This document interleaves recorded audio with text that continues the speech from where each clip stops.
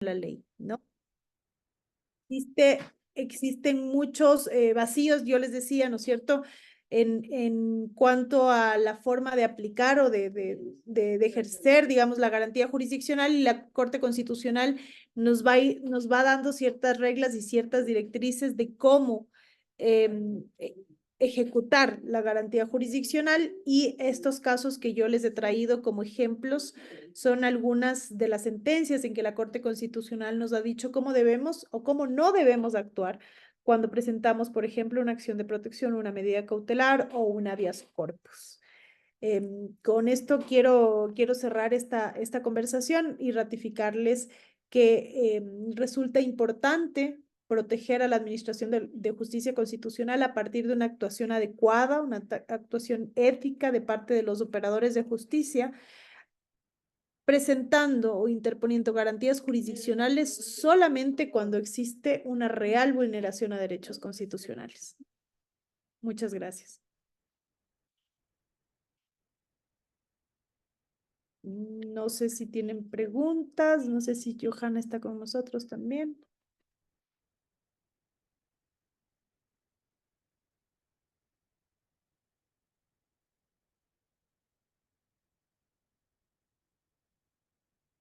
Me parece que no.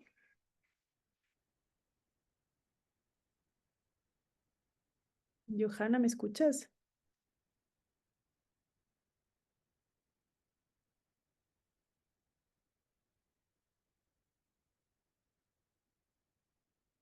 No sé si tengo retorno. Hola, estimada Jiménez, sí se te escucha. Doctora, Gracias. buenas noches. Disculpe, no podía, aquí tenía un problema técnico que no podía atender. Entonces, tenemos aquí algunas preguntas, Doc. No sé si procedemos con las mismas. Sí, sí, sí.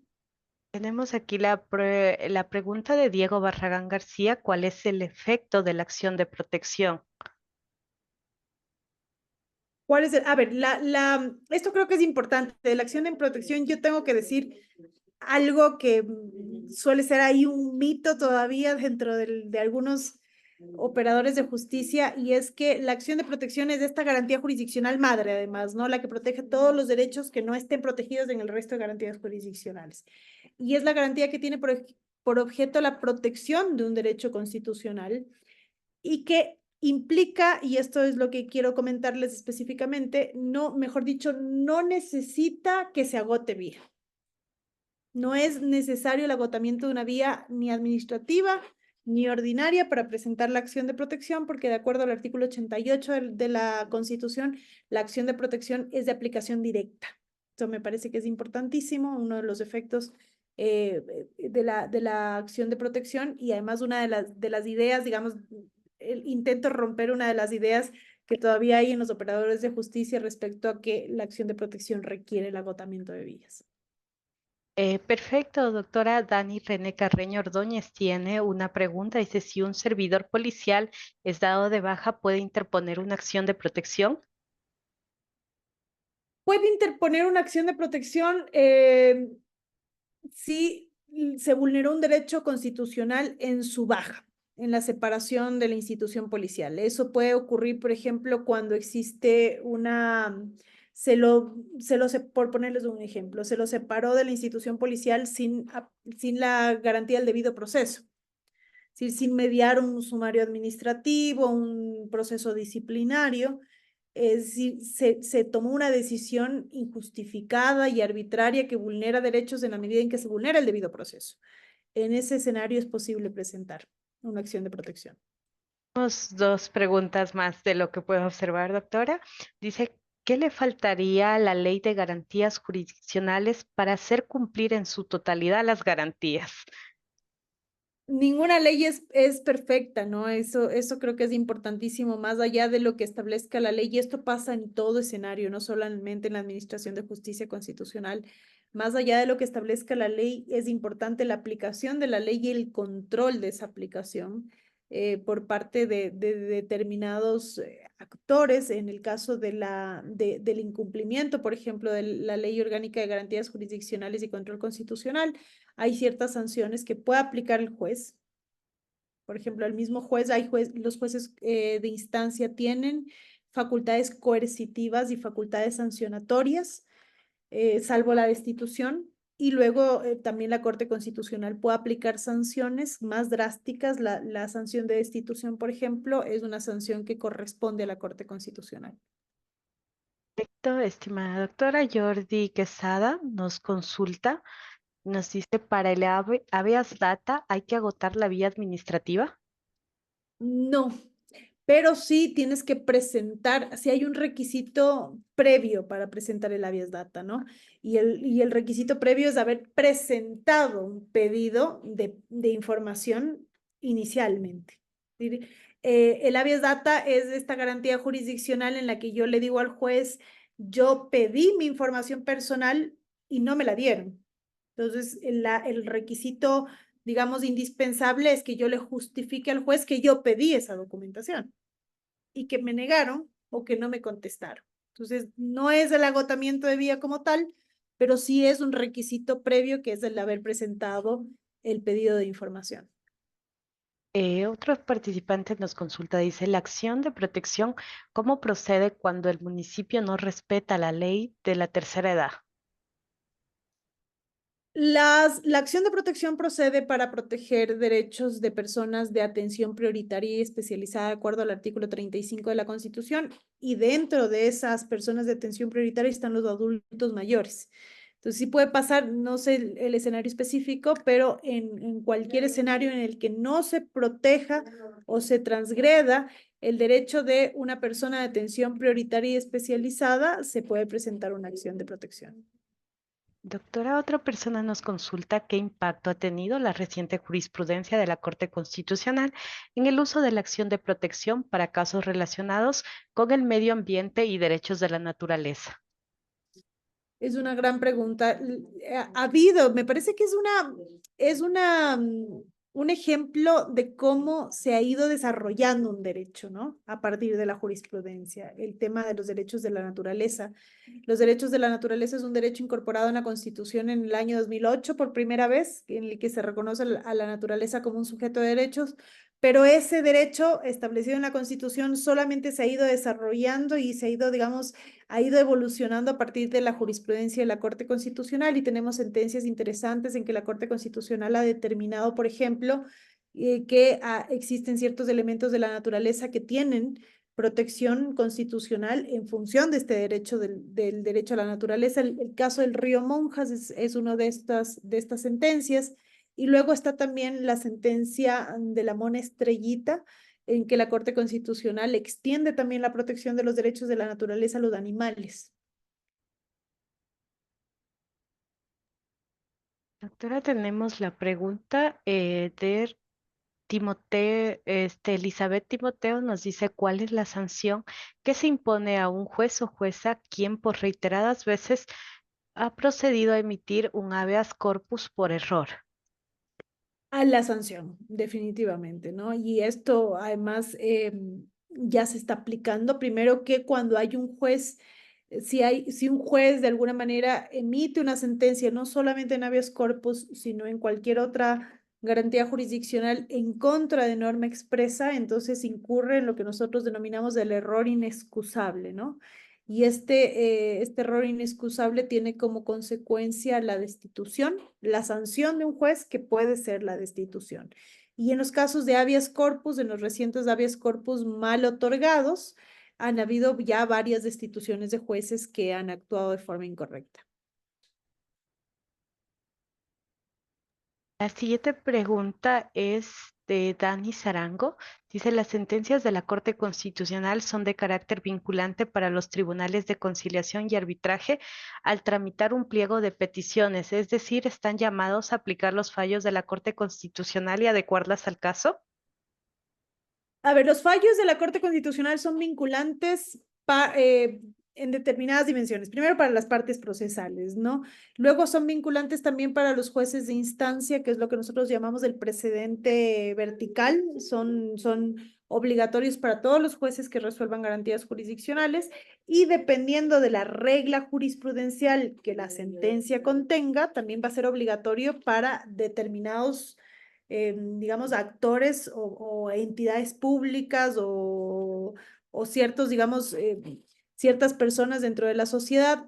Puede pasar que una sentencia de la Corte Constitucional, por ejemplo, emite una regla jurisprudencial enfocada a temas de mediación y de arbitraje y evidentemente esa regla jurisprudencial es de aplicación obligatoria.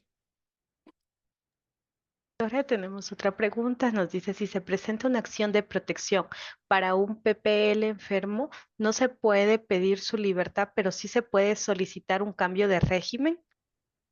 Primero que no es acción de protección. Si es una persona privada de la libertad, es un habeas corpus.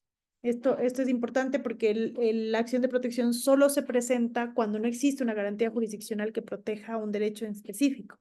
El derecho a la libertad o el derecho a la salud de una persona privada de la libertad tiene una garantía específica que es del habeas corpus. ¿Se puede presentar un habeas corpus para proteger el derecho a la salud pidiendo un cambio de régimen? Sí, pero habría que justificar, ¿no? La Corte Constitucional, por ejemplo, del cambio de régimen de prelibertad, no sé, o a libertad, se puede siempre y cuando se justifique que el juez ordenó otras medidas y que no han sido posibles para precautelar la salud. Solo en esos casos y de manera excepcional. Tenemos algunas preguntas, creo que voy a ir omitiendo algunas.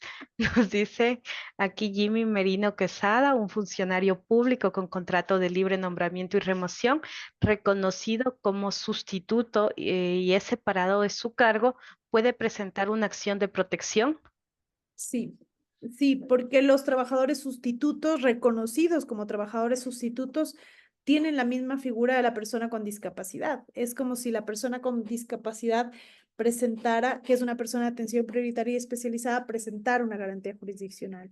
Es perfectamente posible y de hecho es el escenario esperado para una acción de protección.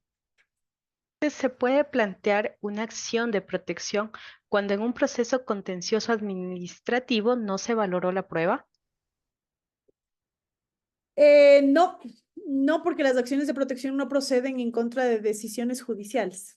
Ya, aquí Ariel Eduardo Moreira nos dice si una pretensión puede ser resuelta tanto en la justicia ordinaria como en la justicia constitucional, pero la justicia constitucional ofrece una mayor protección, ¿cuál sería la vía adecuada? Habría que establecer por qué ofrece una mayor protección, ¿no? Y esto es importantísimo. Todo problema jurídico es posible resolverlo a partir de las dos administraciones de justicia, de la Administración de Justicia Constitucional y de la Administración de Justicia Ordinaria. El análisis que hay que realizar es cuál es la vía más adecuada para resolver el caso. Las dos van a ser posibles. ¿Cuál es la más adecuada para la resolución del caso? La más eficaz, dice la ley orgánica. Ese es el análisis que hay que realizar en función no solamente de la pretensión, sino de los hechos, de la rapidez con la que yo necesito la protección de determinadas personas. Estas son algunos elementos que pueden hacer posible el análisis de cuál es la vía adecuada para resolver un problema jurídico determinado. Cris Jiménez nos pregunta, su criterio sobre la sentencia 2006-18EP, ¿esta contradice otras sentencias constitucionales que amparaban derechos constitucionales de los servidores públicos, ya que existen contradicciones con jurisprudencia de la misma Corte Constitucional? ¿Cuál es su criterio? Es una sentencia que complica el escenario de protección, sin duda alguna, ¿no? Es una sentencia, la sentencia 2006 es además una sentencia polémica, que debo señalar que dado precisamente toda la polémica que ha generado, tiene ya una sentencia reciente en que la Corte Constitucional es enfática en señalar que no contiene una regla jurisprudencial, ¿no? Esto es algo que para para nuestro contexto resulta sumamente importante determinar. No tiene una regla jurisprudencial, de manera que los jueces constitucionales no tienen la obligación, y aquí quiero ser enfática, los jueces constitucionales no tienen la obligación de negar todas las acciones de protección que se presenten en contra del Estado sobre la base de la sentencia 2006. ¿Por qué? Porque no tiene una regla jurisprudencial y porque hay que analizar cada caso concreto, ¿no? El juez no puede generar una negativa de forma, digamos, absoluta de acciones de protección presentadas en contra del Estado sobre la base de la sentencia 2006, y esto es algo que la misma Corte Constitucional ha señalado. Ya, doctora Mera Medino Duval nos consulta, cuando un GAT cantonal o parroquial no asigna al menos el 10% de su presupuesto para atención a los grupos vulnerables conforme lo establece el COTAD, ¿se puede interponer una acción de protección? Se puede porque es política pública, ¿no? Claro, habría que analizar ¿qué es la importancia cuál es la importancia de la acción de protección en contra de políticas públicas? El artículo 88 de la Constitución establece que la acción de protección se puede presentar en contra de actos administrativos o de políticas públicas, pero la política pública sobre todo cuando no existe la política. No cuando existe la política y lo que quiero es modificarla, sino cuando no existe para que la entidad encargada de la generación de la política pública la cree sobre todo, ¿no? Es decir, cuando existe una omisión en la protección. Si este ejemplo, por ejemplo, que se ha determinado, se puede enfocar sobre la base de una omisión de política pública, es mucho más fácil que la acción de protección se plantee desde esa perspectiva, pero por supuesto que es posible. Estimada doctora, y la última pregunta, quedan muchas por responder, sin embargo, tenemos otra persona, el doctor Camilo Pinos, quien nos acompaña esta noche, entonces esta sería la pregunta para cerrar la intervención de la doctora Jimena Ron. ¿Cuál es su criterio con el establecimiento de las judicaturas especializadas en materia constitucional? En el caso de Loja ya no se puede presentar garantías jurisdiccionales, sino directamente en la ciudad de Cuenca. Exactamente, ese es el problema, ¿no? Que ahora van a ser distritales. Y, va a haber sin duda alguna un problema digamos, de acceso a la garantía por la distancia, pero el análisis que hizo el Consejo de la Judicatura está basado sobre la base del tema operativo, ¿no? A ver, yo nunca estuve de acuerdo, debo señalar, con el tema de los jueces constitucionales. Me parece que se rompe un poco la idea de la Constitución, que era que todos los jueces permearan la idea constitucional, ¿no? Es decir, que todos los jueces, sin importar su materia, conocieran de justicia constitucional. Creo que uno de los riesgos que se puede cometer, y ahí el Consejo de la Judicatura tiene que estar súper pendiente, es que los jueces no se separen, digamos, del conocimiento constitucional por la existencia de jueces constitucionales. Es decir, un juez, por ejemplo, penal o un juez de civil no es que no debe nunca analizar la Constitución. ¿Por qué? Porque la Constitución es un tema transversal. Entonces, creo que ese es un riesgo que podría ocurrir y que el Consejo de la Judicatura tiene que estar muy pendiente para que eso no ocurra, porque terminaría desprotegiéndose los derechos constitucionales en la administración de justicia ordinaria. Doctora Jimena Ron, quiero pues a título de la Universidad Nacional de Loja, la Dirección de Posgrados, la Maestría de Derecho Constitucional y cada uno de nuestros participantes, agradecer por el tiempo brindado y por las actividades que se generan dentro de su participación aquí con nuestra universidad. Esperamos contar con su participación en próximos eventos y muchísimas gracias. Yo también quiero agradecer, muchas gracias por la invitación, por haberme escuchado, a la Universidad Nacional de Loja y a la maestría específicamente en la que tengo el honor de dar clases. Muchísimas gracias.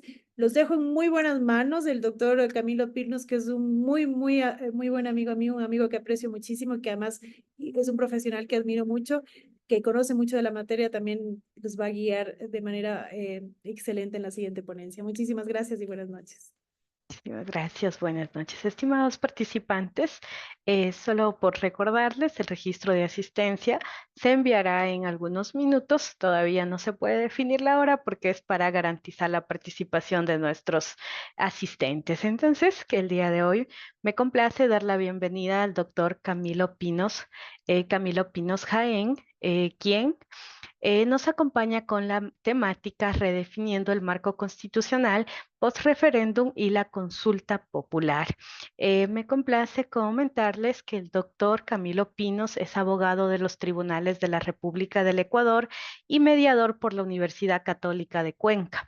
Tiene algunas características o estudios que han sido relacionados en su formación como investigador por la Universidad de Nuevo León, México. Asimismo, cuenta con un diplomado en Derecho Procesal Constitucional por la Universidad de Otavalo, es magíster en Derecho Constitucional por la Universidad de Especialidades Espíritu Santo, es magíster de Derecho también por la Universidad Andina Simón Bolívar, sede Ecuador, es magíster en Derecho Procesal Penal y Litigación Oral por la Universidad Católica de Cuenca.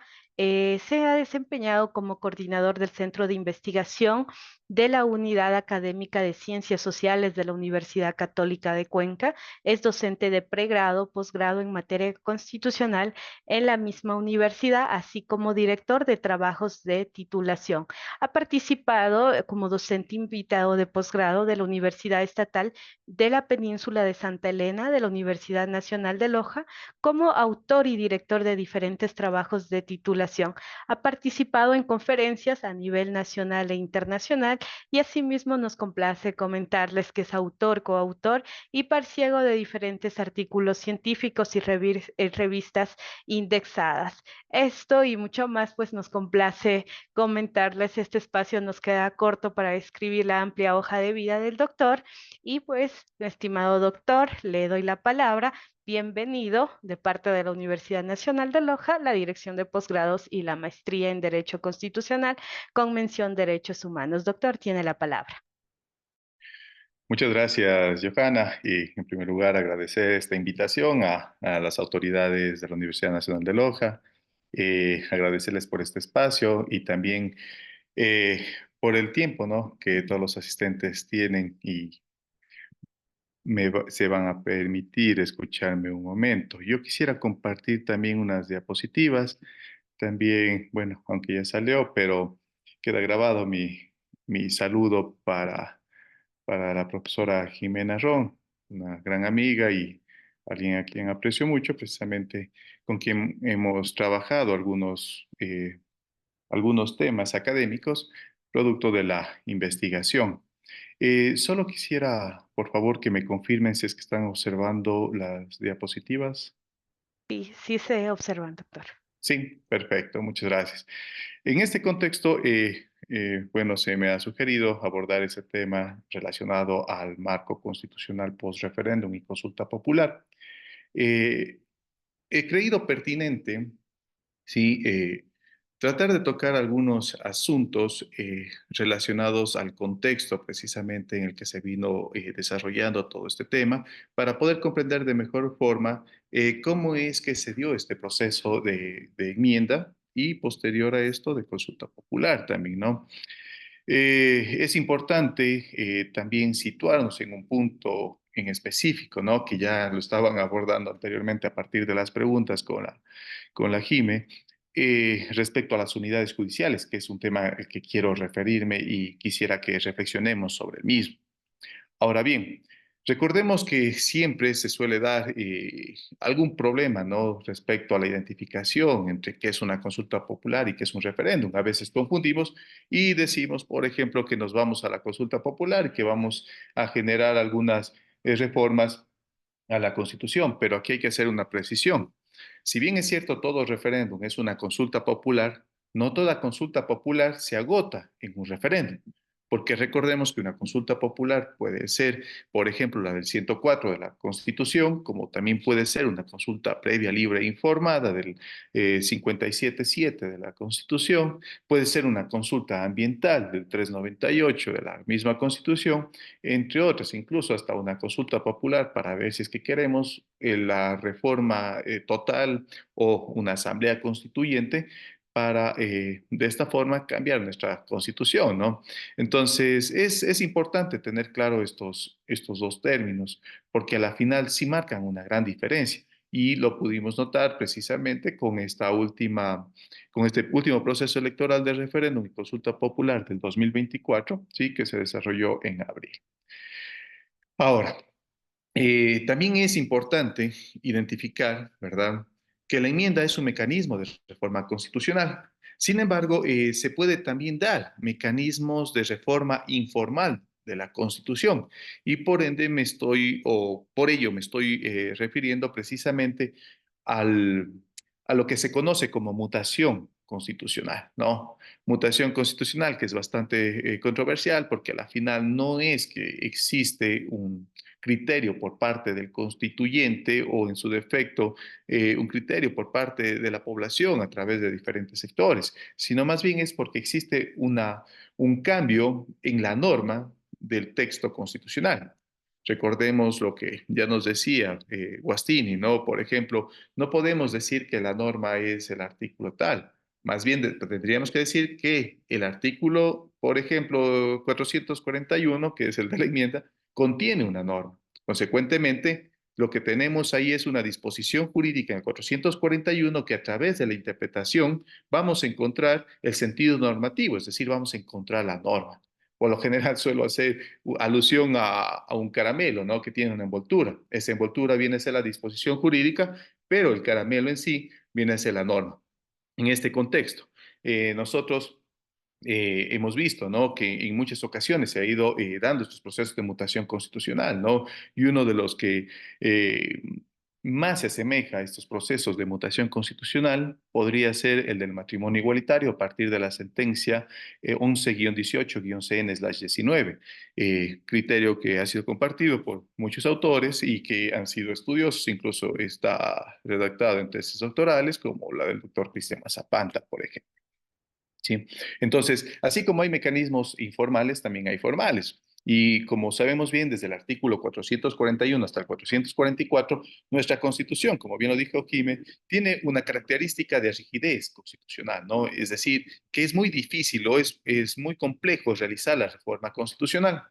Sin embargo, también podríamos encontrar una grieta aquí en el 441 respecto a la enmienda, ¿no? Porque a la final, cuando nosotros, bueno, no nosotros, sino uno de los legitimados activos para la reforma constitucional, que sería la Asamblea Nacional, ellos no requieren ni siquiera de una consulta popular o en su defecto no van a requerir de un referéndum, ¿no? Simplemente es a partir de la tercera parte que se activa y con las dos terceras partes, luego de los dos debates, un año, el segundo, un año, 30 días posteriores al año del primer debate, pues pueden reformar la Constitución. Entonces, es como que existe una grieta en esa parte de la rigidez constitucional, ¿no? Pero bueno, es importante ir identificando entonces, por ejemplo, la enmienda, la reforma parcial en el artículo 442 y también a la Asamblea Constituyente en el artículo 444. En este contexto, recordemos que mediante dictamen 1-24-RC/24, ¿sí? RC significa reforma constitucional. En este contexto, lo que hizo la Corte Constitucional fue analizar precisamente las preguntas y también los anexos y los considerandos, ¿no? Porque tiene que hacer un control abstracto según el 443 y también según la Ley Orgánica de Garantías Jurisdiccionales y Control Constitucional en su apartado del control abstracto, respecto a si es que estas preguntas contienen algún vicio, por llamarlo así, que podría influir en la sociedad, ¿no? Es decir, en el votante. Por eso es que es muy importante el control abstracto que hace la Corte Constitucional, que sería incluso un control previo respecto a estas preguntas. Entonces, en este dictamen, pudimos observar precisamente que se dieron con lugar varias preguntas, así como que otras quedaron muy aparte, ¿no? Por diferentes considerandos. Sin embargo, es algo curioso, ¿no? Porque cuando nosotros, por ejemplo, analizamos la Constitución, el 441, podemos ver algunos requisitos para que proceda por enmienda. Y, por ejemplo, que no altere la estructura del Estado, los elementos constitutivos del Estado, que no restrinja derechos y garantías y que no modifique el procedimiento de reforma constitucional. Son 4 requisitos que existen. Sin embargo, si nosotros nos fijamos en el dictamen 1-24-RC/24, vemos que no analiza el cuarto elemento, es decir, esa prohibición que existe para que a través de enmiendas se pueda modificar el procedimiento de reforma constitucional. Pero bueno, digamos que está por entendido porque no tenía sentido analizarlo, pero sí sería importante que al menos la Corte Constitucional hubiese dicho que no era necesario hacerlo por esta situación, ¿no? Bueno, dicho esto entonces, una vez contextualizando un poco el tema de la enmienda, como es conocido, ya se dio el proceso electoral de referéndum y consulta popular el 21. Ahora, en el marco de la materia, sí, quiero referirme, también por cuestiones de tiempo, quiero referirme únicamente a las preguntas que fueron materia de reforma constitucional. Como ustedes conocen bien, sí, la pregunta estaba en relación, perdón, voy a poner esto por aquí, ya, estaba en relación precisamente al apoyo complementario de las Fuerzas Armadas. La B, en cambio, a procesos de extradición, o sea, es decir, a permitir la extradición. La C, respecto a las judicaturas especializadas en materia constitucional.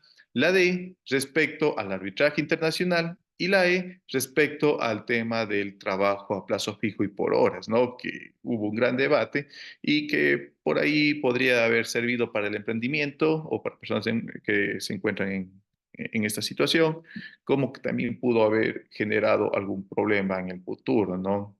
Sin embargo, es conocido por todos, perdón, no se está pasando. Sí, ya. Es conocido por todos, ahora sí les pongo por acá, que en sesión ordinaria, ¿sí? Se generaron varios debates y varios argumentos que motivaron precisamente la votación para la resolución ya de 8.5 de 2024. Bueno, este análisis que realizaron, este debate que generaron dentro del Consejo Nacional Electoral, permitió precisamente que podamos ya contar con los resultados definitivos del proceso electoral. ¿Sí? Dicho esto, entonces, podemos observar, y bueno, solamente es como una especie de recuerdo, ¿no? Para contextualizar el tema. Podemos observar que en la pregunta, ¿sí? El 72% de la población dijo que sí, a la B igual y a la C igual. Sin embargo, es como que le dio la espalda al arbitraje internacional y el contrato por horas, que era algo que se veía venir, ¿no? Porque la población ya en encuestas comenzó a mencionar que no se podría dar esto, ¿no? Respecto a la consulta popular, sabemos muy bien que todas estas preguntas, ¿sí? Es decir, de la F a la K, tuvieron una votación favorable por parte de la sociedad, ¿no? Ahora, como les decía, quiero concentrarme en un solo tema porque es muy amplio abarcar todos estos temas y más bien va a quedar suelto muchas cosas, ¿no? Que se podrían decir a partir de cada una de las preguntas que fueron aprobadas, tanto para el referéndum como para consulta popular. Ya nos advirtió la Jime, ¿no? Que a la final y a través de la pregunta también nos advirtieron, ¿no? Que ya el Consejo de la Judicatura más o menos ya se pronunció respecto a cómo iban a ser las conformaciones de las unidades judiciales y también de las salas de la Corte Provincial en materia constitucional, pero de tipo distrital. Entonces, tanto unidades judiciales como salas van a ser distritales. Y es que, según lo que nos cuentan, ¿verdad? Van a haber unidades judiciales en el Azuay, Guayas, Manabí, Tungurahua y Pichincha. Para ello, las unidades judiciales van a contar con jueces y juezas, ¿sí? Pero a su vez con un secretario y un ayudante judicial, cada uno de estos jueces, que van a estar divididos en un número de 43. Ahora, es importante más o menos ver en esta gráfica, ¿sí? Que en el Azuay o para el Azuay, existirían 10 jueces o juezas, 20 ayudantes judiciales, ¿sí? Para el Guayas, entre ayudantes judiciales y secretarios, ¿no? 10-10. Para el Guayas existirían 12 jueces divididos en 12 secretarios y 12 ayudantes judiciales. Para Manabí, 6 jueces y existirían 6 secretarios y 6 ayudantes judiciales. Igual en el caso de Tungurahua, que tendrían 4 jueces, 4 secretarios, 4 ayudantes judiciales. Para Pichincha, 11 jueces divididos en 11 secretarios, 11 ayudantes judiciales. Y esto nos da un total, ¿sí?, de 129 funcionarios judiciales. Y es importante ir tomando estos datos, ¿no? Porque a la final vamos a observar que en cambio en los tribunales de las salas de la Corte Provincial, que también son distritales, vamos a tener la misma distribución en Azuay, Guayas, Manabí, Tungurahua y Pichincha. En este contexto, jueces y juezas, ¿verdad?, van a conformar salas y por cada sala va a existir un secretario y 2 ayudantes judiciales. En este contexto vamos a tener 48 jueces y 48 entre secretarios y ayudantes judiciales. Ahora, ¿cómo está previsto, no? Porque esto fue lo que nos dieron a conocer no hace mucho, ¿no? Que para el Azuay van a existir 12 jueces, lo que nos hace suponer que van a existir precisamente un total de 4 salas. Para Guayas, igual, 4 salas. Para Manabí, vamos a tener 2 salas. Para Tungurahua, 2 salas. Para Pichincha, 4 salas. Y en ese contexto, vamos a tener un total de 96 funcionarios judiciales más.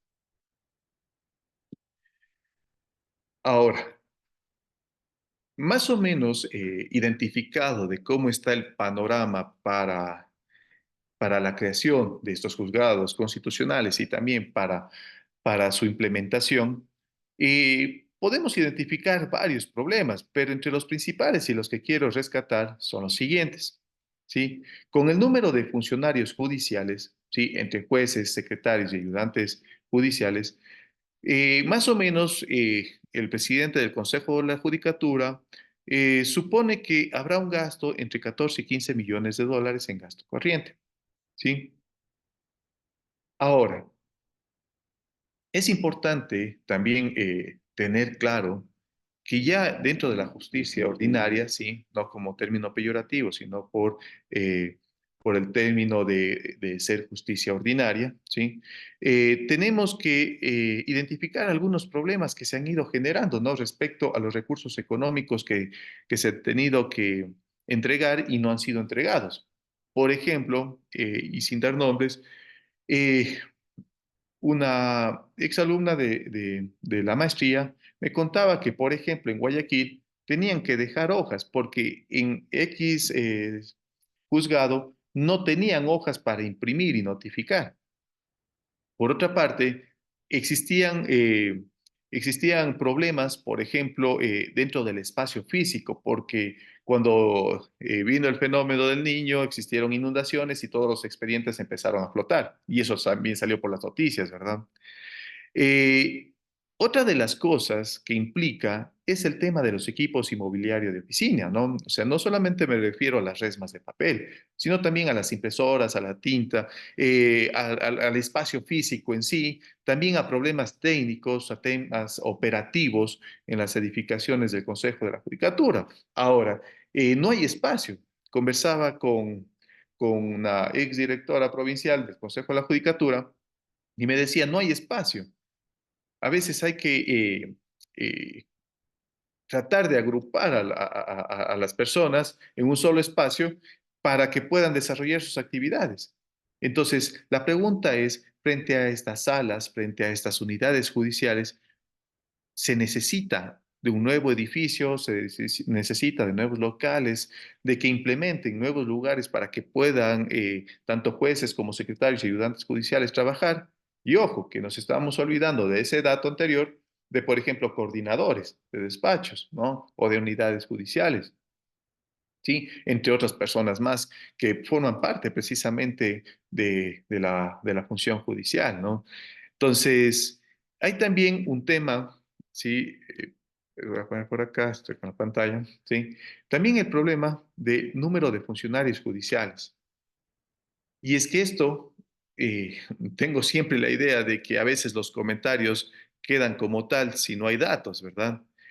Para ello, a ver, voy a compartir, ahí está. He sacado unos datos, ¿sí? De garantías jurisdiccionales propuestas en el ASUAI durante enero 2019 y diciembre 2023. En este contexto podemos ver a todos los cantones, ¿sí? De la provincia de la ASUAI, excepto Chordele, que no tiene una unidad judicial, ¿sí? Entonces, más o menos hay una estadística relacionada a cómo se ha ido manejando durante estos 5 años la justicia constitucional aquí en el Cantón Cuenca. Tenemos 3.117 procesos propuestos, ya sea por acción de protección, medidas cautelares, habeas data, habeas corpus y acceso a la información pública. Ahora, noten algo, que de estos 3.117 procesos, el 70% son acciones de protección, el 10% son medidas cautelares, el 15% son habeas corpus, el 5% son medidas cautelares y el resto es otro. Entonces, hay un problema aquí del universo, ¿no? Que está contemplado para poder incluso sacar un porcentaje de número de jueces, ¿no? Porque estaríamos hablando que en el Cantón Cuenca, ¿sí? Al crear, por ejemplo, voy a retroceder, ¿sí? En el ASUAI, por ejemplo, bueno, regreso hasta de acá, ¿sí? Por ejemplo, al tener 10 jueces, solo para el Cantón Cuenca, estaríamos hablando que aproximadamente los jueces conocerían cerca de 150 casos aproximadamente, ¿sí? Pero por año, ojo, pero solo del Cantón Cuenca. Pero al ser distrital, estamos hablando que todos los procesos que vienen de Loja o de otras provincias que van a formar el distrito, pues obviamente este número va a incrementar. Y entonces ya no va a ser 150 causas las que conozca ese juez, sino quizás podrán ser 300 o 500 causas al año. Entonces ahí hay que ver también cómo se vería afectado, ¿sí? Los tribunales de las salas de la Corte Provincial. Porque es muy común, ¿no? Que la administración pública apele así no tenga la razón o así tenga la razón, pero siempre van a apelar. O al menos lo que yo siempre manejo, ¿sí? Y este es un dato que estoy próximo a sacar de una base de datos de cerca de 85.000 procesos que gracias al Consejo de la Judicatura pude acceder. Es importante ver en cuántos procesos se apela. Y, por ejemplo, quienes hacemos práctica constitucional, porque también me dedico al litigio constitucional, es importante ver que siempre hay apelación por parte de los accionados, o en su defecto por parte de los accionantes. En consecuencia, estamos hablando de que, por poner un número, de esas 400 causas que conoció uno de los jueces de las unidades judiciales, al menos diríamos, sí, por ser generosos, 300 de esas causas o de esos procesos constitucionales van a ir en apelación y van a ir en apelación a una de estas 4 salas. Y entonces, ¿qué quiero o a qué quiero llegar con estos datos, no? Que en el tiempo medido puede ser que en el mismo tiempo de 5 años estemos colapsando las cortes provinciales cuyas salas constitucionales estén conociendo los procesos constitucionales o la interposición de recursos, obviamente. O en su defecto, estas unidades judiciales también tengan un problema con una de las garantías, o bueno, mejor dicho, con el derecho a la tutela judicial efectivo en el elemento del debido proceso en un plazo razonable. Entonces, puede ser que estos picos se comiencen a generar, pero tengamos también un retraso en la administración de justicia y consecuentemente estemos también frente a la vulneración del debido proceso en un plazo razonable. Consecuentemente, tutela judicial efectiva. ¿Sí? Entonces, ahí vamos a tener algunos problemas si es que seguimos manejando eh, este criterio, ¿no? Porque no es un dato aislado todo aquello que estamos mencionando. Ahora, retrotrayendo un poco, ¿sí? Hasta antes del referéndum, la consulta popular de abril, eh, hay algo interesante que teníamos que haber analizado, ¿no? Y es una de las razones por las cuales di mi voto, ¿no? Eh, si nos ponemos a pensar, la Constitución le encarga a la Corte Constitucional la justicia constitucional. Es un órgano autónomo, es un órgano independiente. Pero aquí hay un problema, que en el anexo 2 de la pregunta C relacionada a las unidades judiciales, ¿sí? O a la justicia constitucional especializada, decía lo siguiente: dentro del plazo mencionado en la disposición anterior, esta cursiva es mía, ¿sí? Un año desde la publicación en el registro oficial, el Consejo de la Judicatura deberá organizar a nivel nacional el proceso de selección mediante concurso de méritos y oposición para designar a las y los jueces constitucionales especializados, tanto de primera instancia como los que integrarán las salas especializadas de lo constitucional de las Cortes provinciales. El concurso seguirá todas las reglas, etapas y procedimientos establecidos en el Código Orgánico de la Función Judicial. Las y los jueces nombrados formarán parte de la carrera judicial y gozarán, conforme la Constitución y la ley, de la estabilidad de la que gozan todos los jueces y se someterán al control, vigilancia y disciplina del Consejo de la Judicatura. La primera parte me parece bien porque siempre el Consejo ha manejado el concurso, ya, muy aparte de lo que está sucediendo o no, pero podría manejar estos concursos, ¿no? Sin embargo, el dejar esta parte, es decir, el control, la vigilancia y disciplina, el Consejo de la Judicatura, los jueces constitucionales, es como decir, bueno, he creado jueces constitucionales, he creado unidades judiciales, salas constitucionales, pero sí, van a pertenecer a la función judicial, no al ente autónomo que es la Corte Constitucional. Y entonces, desde mi humilde criterio, aquí hay un tema en el que a la justicia constitucional le atraemos a la justicia ordinaria, perdón, a la función judicial, y la separamos de la Corte Constitucional. Entonces, para ello nos quedábamos como estábamos, ¿no? Con todos los jueces como constitucionales cuando conocen una garantía jurisdiccional.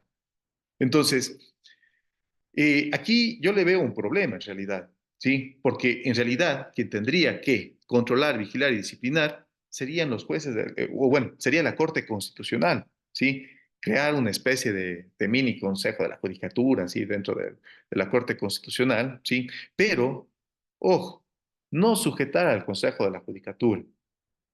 Insisto, el sujetar al Consejo de la Judicatura es como regresar a aquellos tiempos en los que existía la Corte Suprema y en la Corte Suprema una sala constitucional, no autónoma e independiente, sino dentro de la misma función. ¿Sí? Entonces, dentro de la estructura de la función judicial, al tener un órgano administrativo, al tener un órgano auxiliar, al tener un órgano autónomo, vamos a tener un órgano jurisdiccional, ¿sí? En el cual tanto juzgados y tribunales y corte provincial, si notan, viene a generar también un anclaje de justicia constitucional, cuando lo que querían era tener juzgados especializados en materia constitucional. Entonces es como que no me cuadra, me causa ruido esa parte, ¿no? Más bien lo que creía yo era de que el control, la vigilancia y la disciplina la deba llevar a cabo la Corte Constitucional. Pero bueno, como vimos anteriormente, ya ganó esto con un porcentaje alto y el Consejo de la Judicatura va a tener que hacerse cargo. Y ojo, ahora ya no hay cómo hacer nada, porque el constituyente ya le ordenó al Consejo de la Judicatura que el control, la vigilancia y disciplina de esas unidades y salas constitucionales las realice el Consejo de la Judicatura. Ya le dio la competencia, le dio la atribución. Ahora ya no puedo, por ejemplo, conversar con la Corte Constitucional y decirle, ¿quieres hacerte cargo? No, no puedo, porque estaría yéndome en contra de lo que aprobó el constituyente mediante referéndum. ¿Sí? Eso, pero bueno, esto es discutible, debatible, solamente quería dejarles esta idea, ¿no? Ahora, algunas observaciones o precisiones finales, ¿sí? Necesitamos que el concurso sea transparente, ¿sí? Porque, claro, existe un poco de desconfianza en todo lo que se ha venido manejando, en todo lo que se ha venido discutiendo, y es precisamente por este hecho de que a la final se han dado algunas trabas, ¿no? E incluso se han utilizado garantías jurisdiccionales como medidas cautelares, acciones de protección para impedir los desarrollos de concursos, etcétera, etcétera. Han desnaturalizado la garantía jurisdiccional de la acción de protección y es muy claro y evidente cuál ha sido el objeto, ¿no? Pero a lo que quiero llegar es a que en este concurso, sí, que se tendría que realizar ya en los próximos meses, perdón, ¿sí? Deben garantizar la igualdad de oportunidades y la selección de los candidatos más calificados. Ahora, a criterio de ustedes, ¿quiénes serían los candidatos más calificados?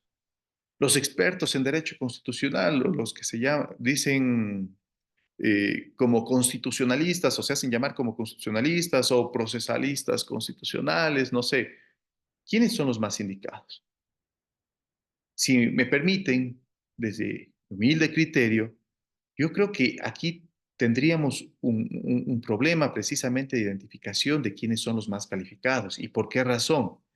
Recuerden ustedes que la acción de protección, ¿verdad? Tiene como objeto reparar los derechos. Ah, y por cierto, ahí les dejo algo, ¿no? Yo le hubiera cambiado en la enmienda el nombre de protección, porque al final no me protege, me repara, entonces debería ser acción de reparación, ¿verdad?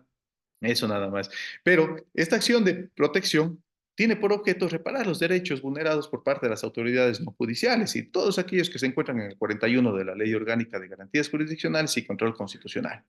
Dicho eso, esta acción de protección del objeto extrae los tres requisitos de procedencia, pero a su vez también podemos identificar claramente cuáles son los requisitos de improcedencia y cuáles son los requisitos de inadmisión, que además ya la Corte Constitucional en la sentencia 102.13 CFCC ya señaló, ¿verdad? Es decir, o al punto al que quiero llegar es a que los jueces constitucionales, tanto de las unidades como de las salas, tienen que saber de varias materias. ¿Sí? O deben conocer el derecho en términos generales. ¿Por qué razón? Porque caso contrario, ¿cómo voy a conocer cuando una garantía propuesta por acción de protección en el supuesto o luego de analizar el elemento fáctico, ¿sí? ¿Cómo sé que esa garantía o esa petición o esa, entre comillas, vulneración de derechos o presunta vulneración de derechos no tiene otra vía idónea o eficaz? Pues entonces tendría que conocer tal vez civil, si es cobro de cheques, alguna cosa, ¿verdad? O temas penales por habeas corpus. Tengo que conocer un poco más el sistema, tengo que conocer el derecho.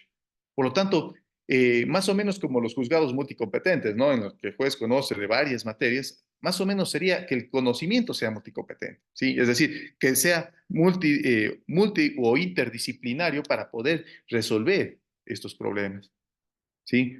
Poder identificar lo que muchos dicen, la dimensión constitucional, lo cual es muy complejo de identificar, ¿no? ¿Cuál es la dimensión constitucional?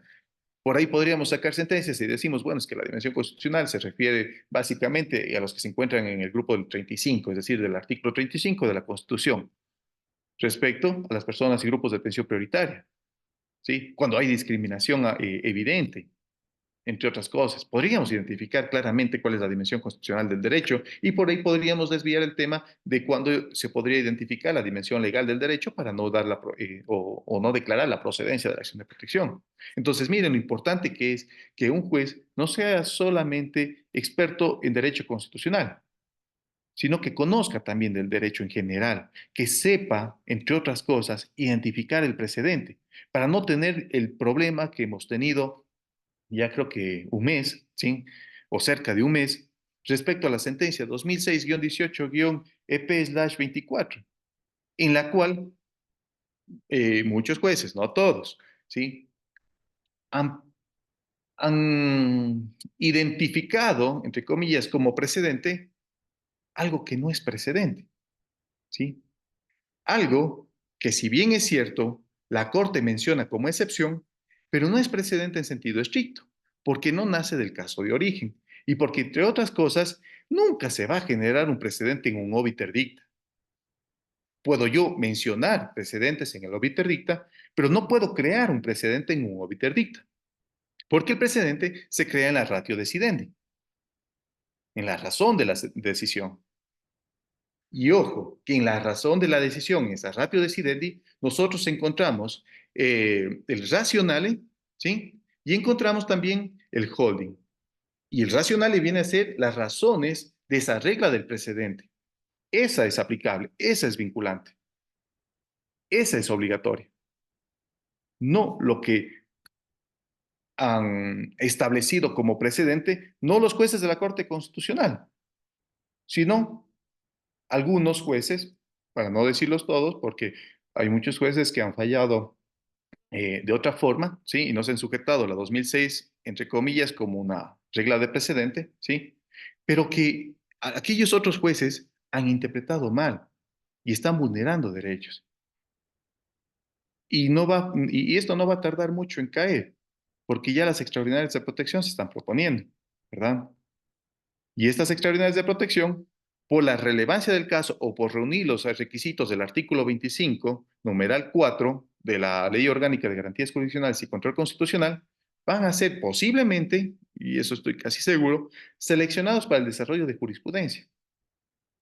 Y de esa forma vamos a encontrar, entre otras cosas, además de la vulneración a la tutela judicial efectiva, de la seguridad jurídica, vamos a encontrar que los jueces han caído en lo que la Corte Constitucional en la 1158 ha declarado como deficiencia motivacional, ¿sí?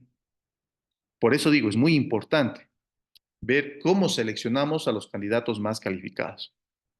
Por otra parte, escuché ya esto, ¿sí? Y de alguien que está dentro del Consejo de la Judicatura, para no dar el nombre. Yo lo he puesto aquí como eliminar beneficios. ¿Por qué? Porque se habla o se dice que quienes se acrediten en experiencia como jueces deberían tener, no sé, 1 o 2 puntos más. Es decir, por acreditar experiencia como jueces deberían ya tener puntos extras. Y aquí hay un problema, ¿sí? Porque, claro, vendría en una clara desventaja frente a las personas que van a participar, ¿sí?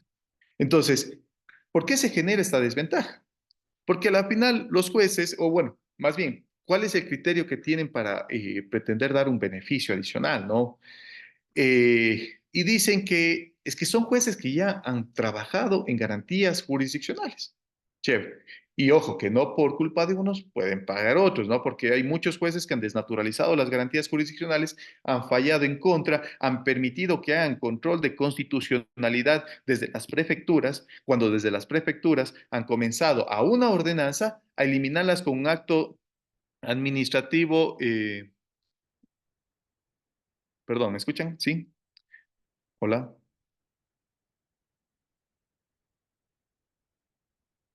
No la da.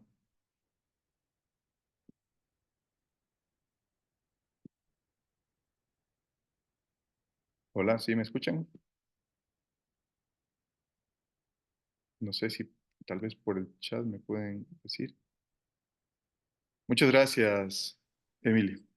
Listo, les decía que desde la prefectura a una ordenanza le dan de baja con un simple acto de administración, ¿sí? O sea, es decir, con un simple memorando por parte del prefecto impidiendo que se paguen ciertos dineros a jubilados. Miren, permiten que sea ese tipo de control de constitucionalidad desde ahí. ¿Por qué? Porque dicen que eso es inconstitucional y bla, bla, bla. Pero bueno, entonces necesitamos, ¿verdad? Que también los jueces, o bueno, las personas que vayan a participar entren en igualdad de condiciones. Eso también va a asegurar la transparencia, ¿sí? Que la transparencia también se vea a partir del acceso a la información del concurso, ¿sí? El acceso a la información del concurso a través de sitios oficiales en la web. Hay que repensar también la estructura, justo lo que decíamos anteriormente, ¿no? el número de jueces y juezas, así como la ubicación de los mismos. Y ya también Jime algo les dijo, ¿no? Hay que garantizar el acceso a la justicia. Noten algo entonces, como decían entonces, desde Loja van a tener que venir a Cuenca o va a haber un sistema que permita precisamente el envío perdón, el ingreso de la demanda, etcétera, etcétera, pero igual la audiencia la van a permitir realizar por Zoom. Y créanme que no es lo mismo realizarla por Zoom que realizarla de forma presencial, ¿sí? A veces los jueces ni nos escuchan cuando estamos por Zoom.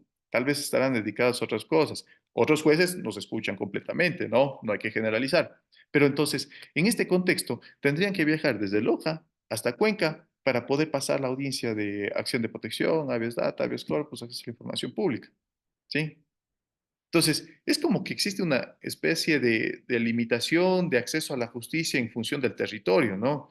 Eh, Cuando la idea es acercar a los jueces, ¿verdad?, a las zonas, así como se tiene esa idea de desconcentración, ¿verdad? Asimismo, tendrían que desconcentrarse estas unidades judiciales y todo eso. Claro, ¿cuál es el mayor problema? El factor económico, ¿verdad?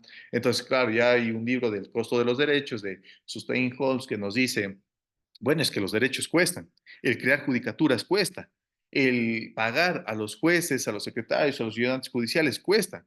¿Y de dónde vamos a sacar eso? ¿Verdad? Entonces, ahí también viene el conflicto, ¿no?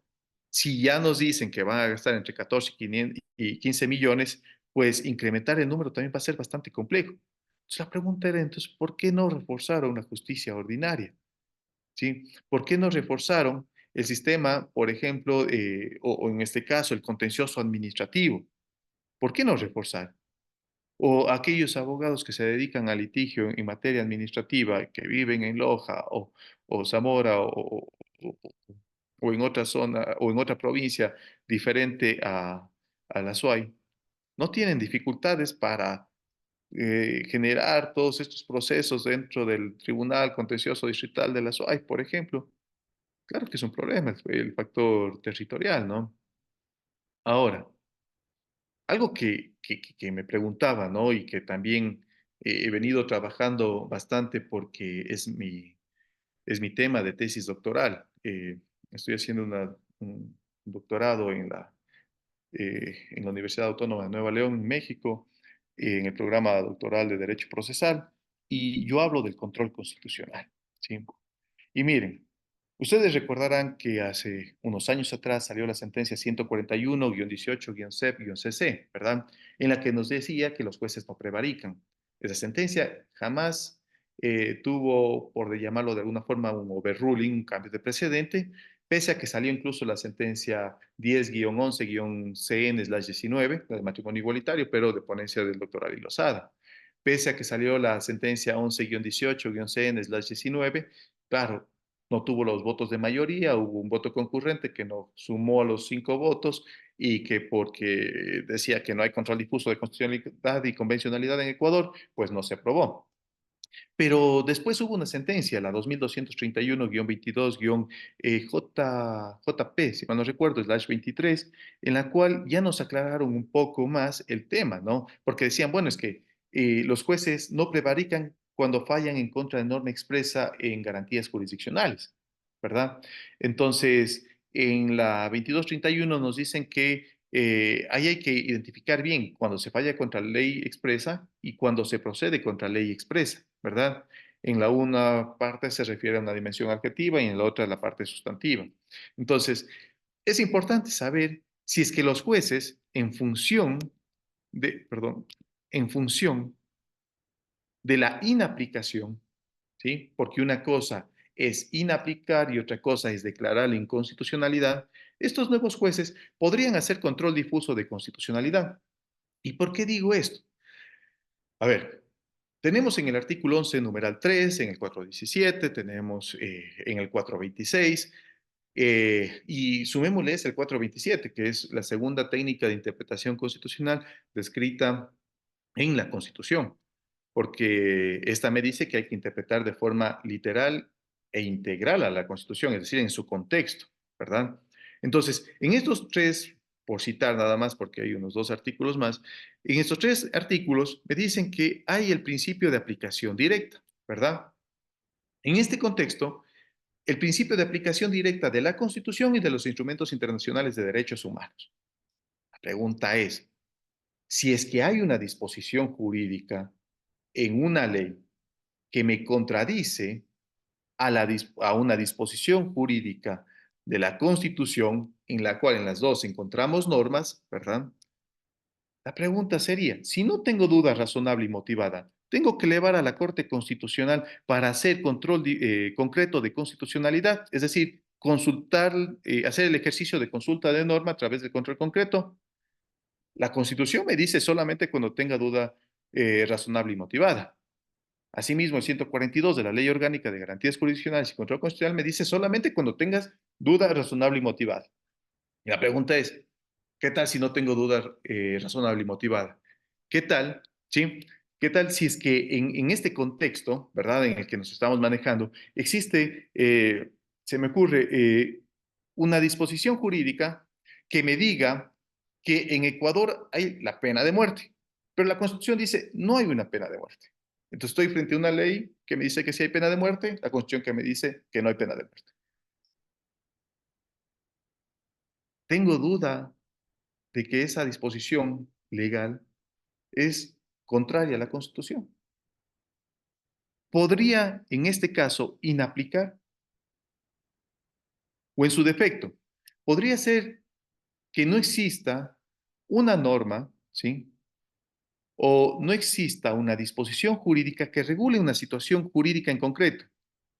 El artículo 11, numeral 3, ¿sí? En su penúltimo párrafo, dice que no se puede sacrificar la justiciabilidad de los derechos por mencionar que no existe una norma, ¿no? O que no existe norma y por lo tanto no puede ser justiciable un derecho.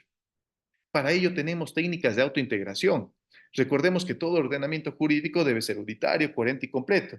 Es decir, uno solo en el que las normas de conducta y normas de organización coexistan, ¿verdad? Que sea coherente, que no existan antinomias, ¿verdad?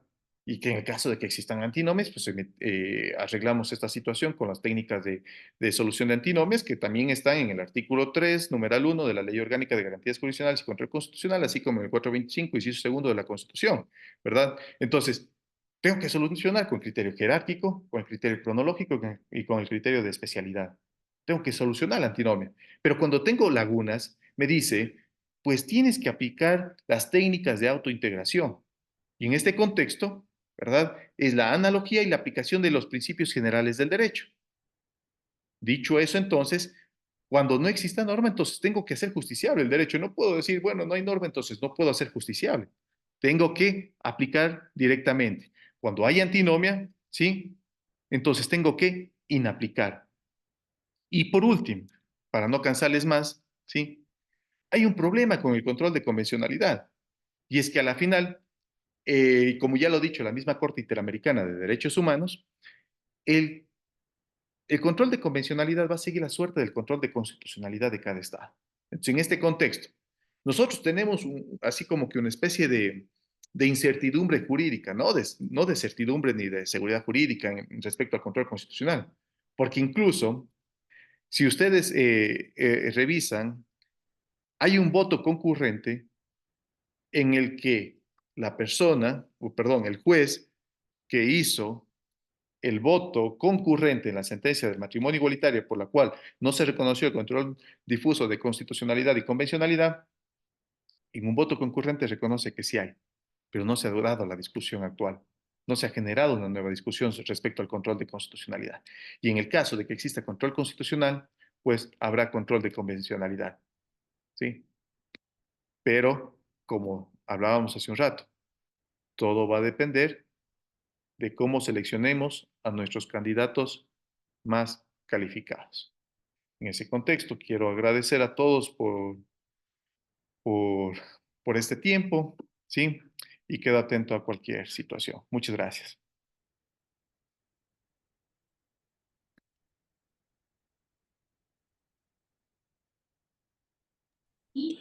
Buenas noches con todos. Gracias, doctor, por su intervención. Ahorita vamos a pasar a las preguntas. Pero antes que nada tenemos la mano levantada de Piedad Rengel. Le vamos a permitir la palabra.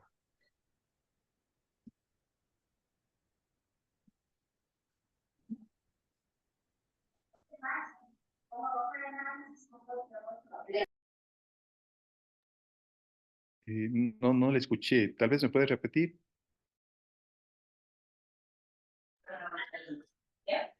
Bueno, parece que no está activa la doctora Piedad.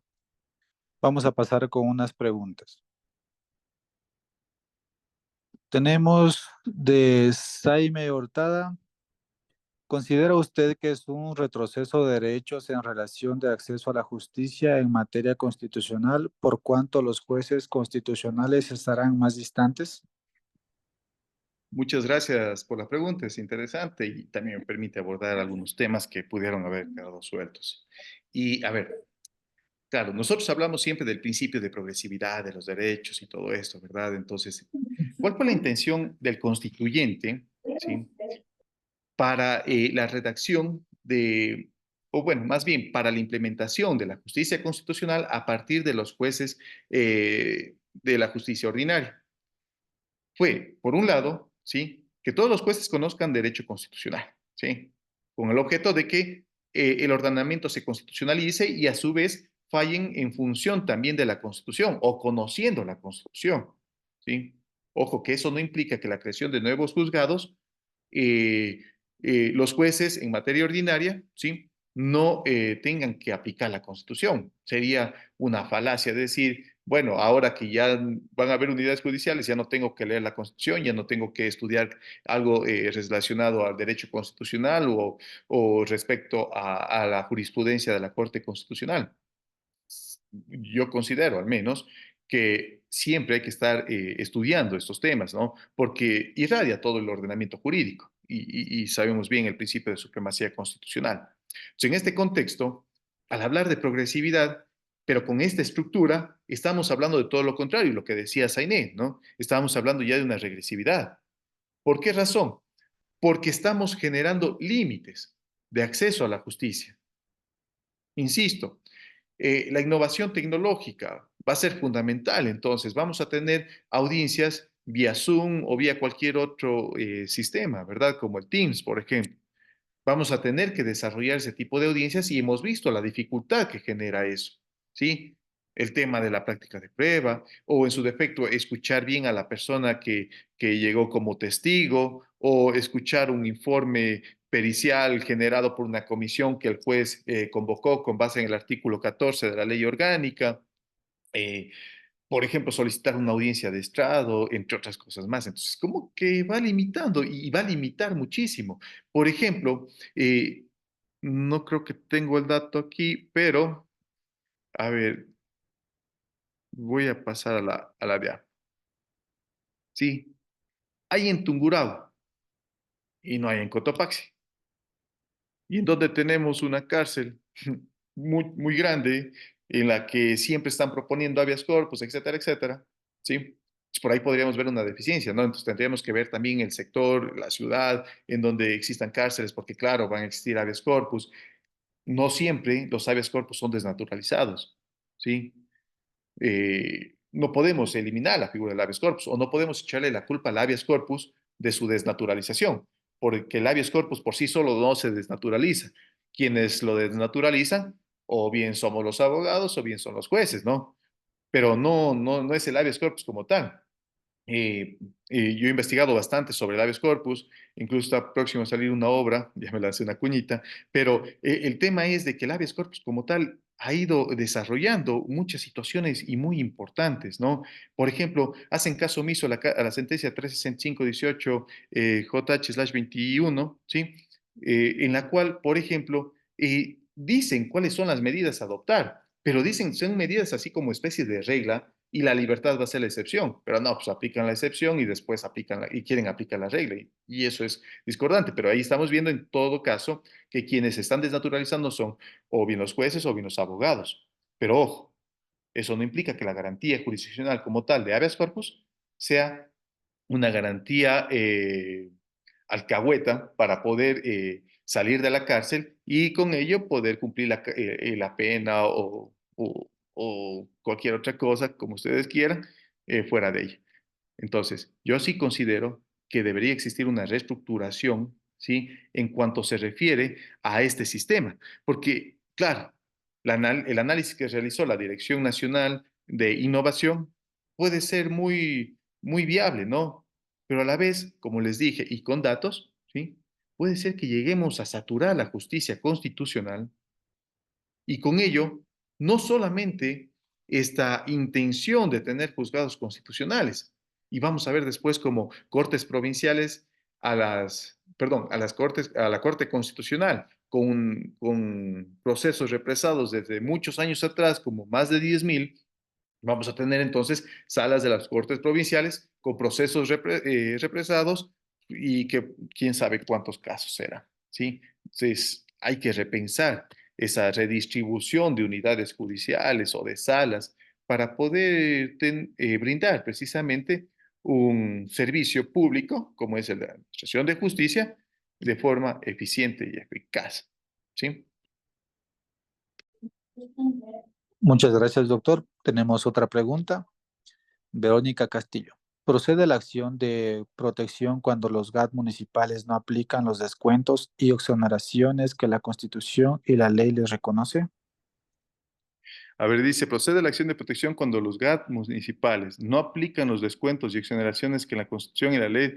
A ver, ahí estamos entonces frente a un tema de norma, ¿no? Entonces ahí tenemos que distinguir bien si es que es algo de política pública o en su defecto es algo normativo. Si es que es algo normativo, tenemos otra garantía jurisdiccional. Recordemos que la acción de protección, si bien es cierto, va a reparar derechos, pero tiene su límite también, o su primera causal de improcedencia, suelo decir, en el artículo 39, inciso segundo, cuando dice que no se acepta la acción de protección cuando existan otras vías como el habeas data, habeas corpus, y etcétera, etcétera, ¿verdad? En este contexto, si estamos queriendo hacer cumplir una norma, pues tenemos que proponer una acción por incumplimiento en la dimensión, obviamente, del cumplimiento de normas previo reclamo, ¿sí? Entonces hay que analizar el caso en concreto, pero ya les digo, o sea, tenemos estas vías, pero tenemos que enfocarnos si es a la norma o a la política pública. Tenemos otra pregunta. Dice, qué pasa en los casos que la Corte Constitucional sobre un mismo tema tienen sentencias con diferentes criterios? Bueno, a ver, en el caso de que, a ver, digamos, tenemos una sentencia hito que genera un precedente, ¿verdad? Y este precedente obviamente es vinculante, porque ya sabemos que según la Corte Constitucional los precedentes son vinculantes y tienen el rango jerárquico de constitución. En ese contexto tenemos que analizar bien, por ejemplo, si es que en la segunda sentencia hubo el famoso overruling, es decir, el cambio de precedente, y este cambio de precedente debe ser motivado por parte de la Corte Constitucional. Consecuentemente, deja de existir el anterior precedente y tenemos uno nuevo, porque además es uno de los principios de justicia constitucional que lo encontramos en el artículo 2, numeral 3 de la Ley Orgánica de Garantías Jurisdiccionales y Control Constitucional. En consecuencia, cuando, porque también podría darse el caso, ¿no? De que exista, por ejemplo, lo que los mexicanos conocen como contradicciones de tesis o que choques o antinomias jurisprudenciales, ¿no? Entonces ahí hay que generar un incidente para que la Corte Constitucional se pronuncie y obviamente se aleje de uno de ellos, ¿no? Tenemos otra Hay otro, pregunta. ya. ¿Qué medidas se toman para garantizar la independencia judicial de los jueces constitucionales y prevenir posibles influencias externas en sus decisiones? Esta pregunta está como pregunta de examen, ¿no? Y de esas difíciles de supletoria, dicen. El tema es bastante complejo, ¿no? Porque, a ver, garantizar la independencia judicial es bastante complejo si no hay un cambio o una reestructura de reestructura cultural, ¿sí? Porque, bueno, hemos visto muchos casos, ¿no? En los cuales existen sentencias a favor, desnaturalizando garantías, ¿sí? O incluso generando nuevas formas de administración de justicia o cambiando el objeto de una garantía a otra, a lo que, por ejemplo, suelo denominar como mutación de garantía jurisdiccional a partir de la 364-16 CEP-CC, cuando recuerden ustedes, según el principio de Iura Novit Curia, los jueces una medida cautelar autónoma la pueden convertir en una medida cautelar conjunta, ¿no? Y es más, el mismo juez es quien dice que es acción de protección, un habeas data, no sé, ¿sí? Entonces lo podría cambiar y de esa forma podría ir construyendo algo. E incluso se pierde esta imparcialidad. Entonces, a la final, o sea, garantizar la independencia judicial ya depende de los jueces, de los secretarios, de los funcionarios judiciales, ¿no? Porque a la final, ¿quiénes son los que están administrando justicia? Los jueces. Eh, pero por ahí también se habla de los famosos jueces sin rostros, ¿no?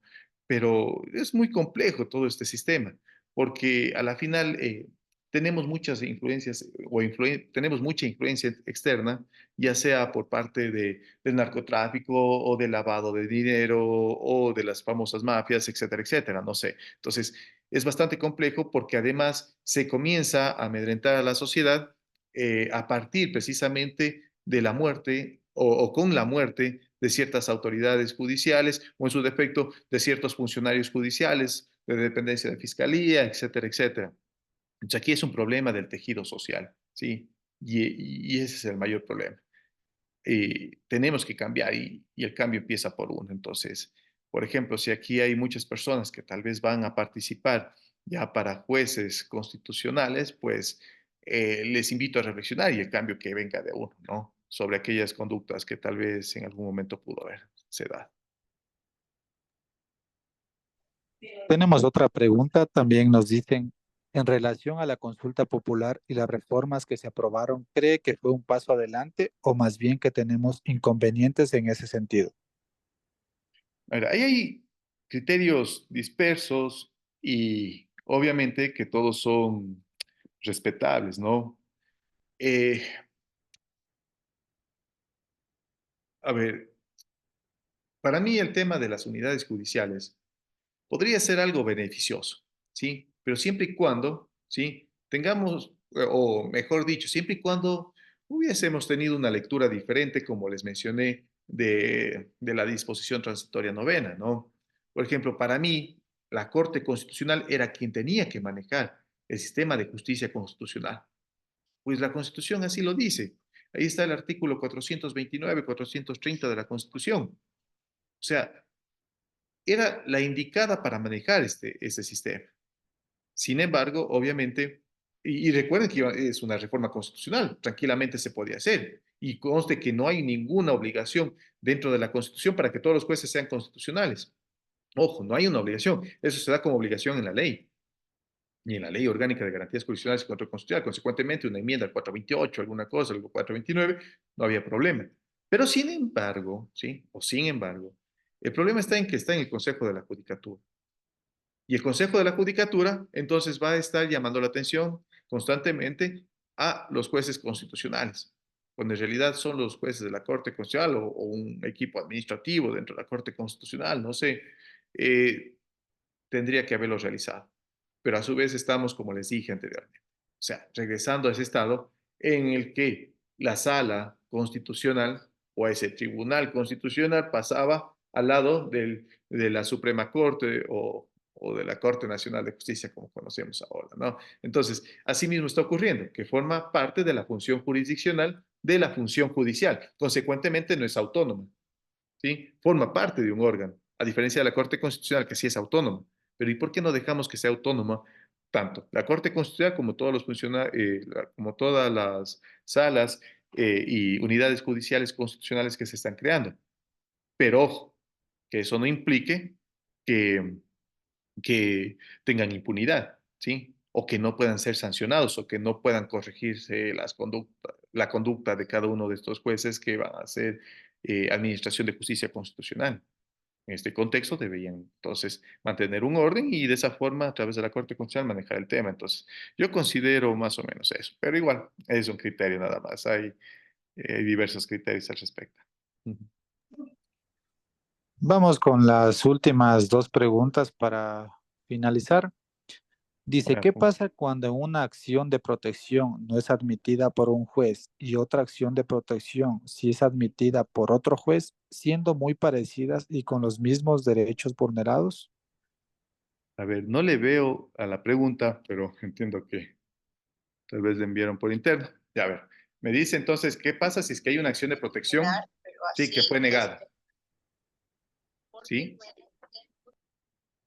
A ver, me dice entonces, hay una acción de protección que fue declarada improcedente o inadmitida, porque ahí hay una diferencia, ¿sí? Entonces, solamente me dicen negada, pero no sé si es inadmitida o improcedente. No sé si me aclara esa partecita. Eh, Le vuelvo a repetir la pregunta. Sí, por favor. Nos pone, ¿qué pasa cuando en una acción de protección no es admitida por un juez Ah, y otra acción de protección sí es admitida por otro juez, siendo muy parecidas y con los mismos derechos vulnerados? Gracias. a ver, ahí tenemos que analizar, gracias, ya encontré la pregunta, es de Jorge Castillo. A ver, ahí tenemos que analizar bien el caso, ¿no? Porque a la final, recuerden que según la sentencia 102-13-CC, las causales de inadmisión son las causales 6 y 7 del artículo 42 de la Ley Orgánica de Garantías Jurisdiccionales y Control Constitucional. Consecuentemente, nos estamos refiriendo a una causal de inadmisión porque fue en contra de un juez, ¿sí? O en su defecto porque fue en contra de una resolución del Consejo Nacional Electoral y que puede ser esta impugnada ante el Tribunal Contencioso Electoral, ¿verdad? Claro, ustedes dirán, bueno, entonces después del Tribunal Contencioso Electoral, ¿puedo yo proponer la acción de protección? No, porque también son jueces, ¿no? Son autoridades judiciales en materia electoral, incluso hasta desarrollan jurisprudencia. Entonces, en ese contexto debo analizar el caso. A ver, me inadmitió porque en realidad fue propuesta en contra de un juez, ¿sí? O en su defecto, el otro juez que sí me aceptó o sí me admitió la acción de protección, ¿sí? No vio que era de un juez, sino que, por ejemplo, era de un juez de coactiva, no sé, ya. Entonces tengo que analizar el caso, ¿sí? El uno, si es una autoridad judicial, el otro no es una autoridad judicial. Pero, sin embargo, al analizar el caso, yo puedo saber si es que a la final me va a declarar improcedente el segundo juez, es decir, el que sí me admitió. Entonces, yo sí puedo, incluso yo tengo la posibilidad de a esa inadmisión apelar, la verdad, porque puede ser que me haya inadmitido porque se me ocurre, porque dicha demanda de acción de protección incurre en la causal 1 del artículo 42, es decir, porque no existe la vulneración de derechos. Y ojo, y ahí el juez está incluso hasta prevaricando, porque está fallando contra ley expresa, ¿sí? Entonces, yo sí puedo apelar a ese auto interlocutorio, esa resolución, no sé, en el auto de calificación de la demanda, lo que quieran, puedo apelarlo, porque a la final, ¿sí? El juez me está declarando inadmisible algo que me debe declarar improcedente en todo caso, pero vía sentencia, es decir, luego de la audiencia, no pues en el primer auto, ¿sí? Para culminar, le damos la palabra a Elizabeth Angie, que tenía la mano levantada. Tal vez tenga una pregunta. Claro, con gusto. Sí, buenas noches. ¿Cómo está? Buenas noches. ¿Qué cambios específicos en la Constitución consideran necesarios después del referéndum de la consulta popular del 2024? Ya que cambios específicos. A ver, bueno, ya los cambios se dan, ¿no? Y esto es un poco complejo. Pero ahora, ¿qué podríamos cambiar en la Constitución? Bueno, sí, se me ocurren algunas cosas, pero principalmente el tema del control político. ¿Sí? Ya saliendo un poco del tema procesal constitucional, nos podríamos meter al tema del constitucional procesal, en cambio, ¿sí? Es decir, al control político. Porque el control político, quiera o no, sí genera un problema e incertidumbre y además como que genera una facilidad para que los partidos y movimientos políticos puedan actuar. En otras palabras, ustedes ven que cuando se hace el tema de la muerte, cuando pasó el tema de la muerte cruzada, o con estos problemas que se dan a partir de los enjuiciamientos políticos, a partir del 131 de la Constitución, ¿sí? La muerte cruzada del 130 o incluso del 148 por parte del presidente, y como que hay una especie de control muy sencillo por parte de la Corte, o es un control muy pasivo por parte de la Corte Constitucional. ¿Esto qué implica? Que, por ejemplo, lo que ocurrió con el tema de la muerte cruzada activada por el expresidente Lazo, ¿sí? No existe un pronunciamiento claro. Otra de las cosas, por ejemplo, que me llama la atención es que se pretenda hacer pensar a la sociedad en general, ¿sí? Y también sacándola del contexto con una sentencia que nada tiene que ver con lo que les voy a decir, que el presidente de la República se mantenga en funciones, ¿verdad? Cuando la Constitución es clara, el presidente deberá dejar a la vicepresidenta que asuma la presidencia y él podrá ir al tema de elecciones. Pero sin embargo, se están generando algunas interpretaciones, pero son interpretaciones aisladas y por ahí podríamos decir antojadizas o, bueno, no voy a decir otro término porque a la final lo que se está buscando es mantener a alguien en el poder, pero no lo puede hacer. Por ahí decían, entonces podríamos decir que según la Constitución, lo que diga la Procuraduría General del Estado, ¿sí? Tiene el carácter de vinculante. No, ratito, sobre lo que diga la Constitución no lo puede hacer, porque el único intérprete, bueno, perdón, no es el único intérprete, el máximo intérprete de la Constitución es la Corte Constitucional. Consecuentemente, si la Corte Constitucional dijera, sí puede hacer eso, señor presidente, pues ya no podemos hacer nada, aunque estemos en desacuerdo, ¿sí? Porque el hecho de que diga la Corte una cosa no quiere decir que esa sea la verdad absoluta. Porque recordemos, así como pasó, por poner un ejemplo práctico, con el test de motivación para jueces de las primeras conformaciones y renovaciones de la Corte Constitucional, el test de motivación era lo máximo y era la mejor forma de motivar. Pero vino la anterior y la actual conformación de la Corte Constitucional y dijo, no, ratito, entonces aquí hay un checklist y esto no está bien. Entonces generaron diferentes tipos de motivación dependiendo del caso, habeas data, habeas corpus, garantías jurisdiccionales, etcétera, etcétera. Entonces, en ese contexto, lo que quiera decir la Corte, pues es la máxima interpretación que se le puede dar al texto constitucional y consecuentemente esa interpretación obtiene una norma.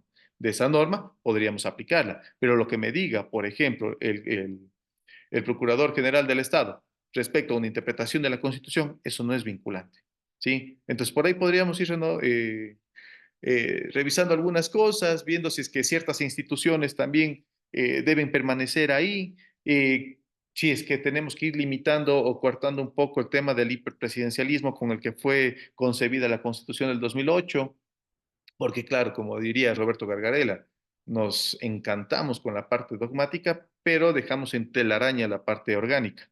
Y al dejarlo en telaraña, vinieron algunos, la bajaron y metieron mano ahí. Por eso es que vemos que el Ejecutivo mete mano en la función de transparencia y control social y en la función judicial. ¿Sí? Entonces, como que hay que limitar muchas cosas, sí, hay que aclarar o sintonizar ciertas cosas también, sí, pero ya depende del constituyente y también de la vía que adoptemos. ¿Sí? Estimado doctor Camilo, hay algunas preguntas pues que se nos quedaron dentro del chat de consulta, sin embargo, en honor al tiempo, pues nos permitimos pues omitirlas. Estimado doctor, la Universidad Nacional de Loja, la Dirección de Posgrados, la Unidad de Educación a Distancia y la Maestría de Derecho Constitucional representada por el doctor Manuel Uchuari, agradece su participación y espera contar pues con su presencia dentro de otros eventos de la universidad.